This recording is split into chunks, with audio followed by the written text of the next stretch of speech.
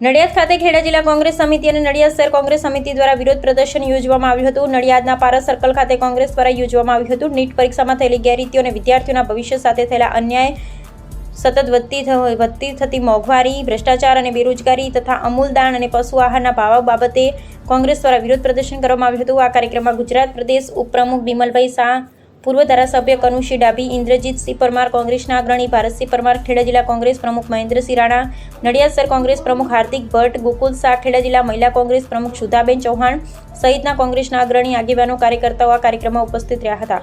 આ કાર્યક્રમ દરમિયાન મહિલાઓએ મોંઘવારીની ગરબો રમી મોંઘવારી અને ભ્રષ્ટાચાર સામે વિરોધ નોંધાવ્યો હતો. કોંગ્રેસના કાર્યકર્તાઓ પારસ સર્કલથી બાબા આંબેડકરના સ્ટેચ્યુ સુધી મોંઘવારીની લારી સાથે રેલી કાઢી હતી અને આંબેડકર સાહેબને પુષ્પગુચ્છ અર્પણ કર્યા હતા. આ કાર્યક્રમમાં મોટી સંખ્યામાં કોંગ્રેસના નેતાઓ, અગ્રણીઓ અને કાર્યકર્તાઓ ઉપસ્થિત રહ્યા હતા.